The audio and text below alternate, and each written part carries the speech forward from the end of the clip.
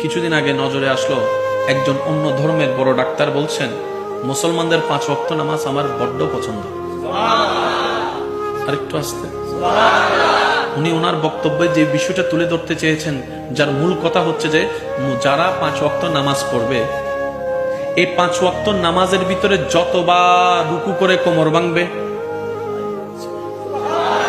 যতবার সিজদার মধ্যে গিয়ে মাথা ঝুঁকাবে, হাত রাখবে, হাঁটু ভাঙবে, কোমর ভাঙবে,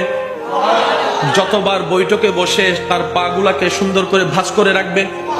যতবার পানি দিয়ে অজু করবে, যতবার মুখ ধুবে,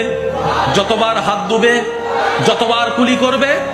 উনি বলছেন আমি গবেষণা করে দেখেছি মুসলমানরা যে স্টাইলে আপন রবের দরবারে নামাজের মাধ্যমে হাজিরা দেয়, এই সিস্টেমটা এই মানুষের জন্য সুস্থ থাকার জন্য, শারীরিক সুস্থতার জন্য, মানসিক সুস্থতার জন্য, রোগ প্রতিরোধ ক্ষমতা বাড়ানোর জন্য, শরীরের সমস্ত কিছুকে অ্যাক্টিভ রাখার জন্য এবং মানসিক প্রশান্তির জন্য এই সিস্টেমটা বড় দরকার। আল্লাহ শুধু আমাদেরকে শুধু পরকালীন সওয়াব দেয় নাই, দুনিয়ার শান্তিও দিয়েছেন। যারা নামাজ পড়ে আপনার পরিচিত, তাদেরকে একটু জিজ্ঞেস করেন, আমি তো পড়ি না, তুই পড়ে কি পাস একটু বলতো। একটু জিজ্ঞেস করেন যারা নামাজ পড়ে আপনার পরিচিতের ভিতরে, তাদেরকে একটু চা খাবে জিজ্ঞেস করেন। গোপন কথা তো কবে না, কারণ ভিতরে সম্পদ থাকলে এটা সহজে কেউ দেখাতে চায়। তারপর একটু জিজ্ঞেস করেন, ভাই তুই যে, আমি তো ব্যস্ততার ভিতরে নামাজ পড়ি না, তুই তো হাজার ব্যস্ততার ভিতরে নামাজের টাইম বের করে ফেলস, তুই আমাকে সত্যি করে বলতো ভাই, তুই আমাকে বন্ধু হিসেবে বল, ভাই হিসেবে বল, ছোট ভাই হিসেবে বল, বড় ভাই হিসেবে বল, তুই আমার ভাই হিসেবে বল, বোন হিসেবে বল, যেটা হিসেবে তুই আমার বল, নামাজ পড়ে তুই কি পাস? সওয়াবের কথা তুই আমার শুনিস না, আমি ওটা শুনতে চাই না, তুই শুধু আমার দুনিয়ার কি পাস সেটা বল। সে আশেক উত্তর দিবে,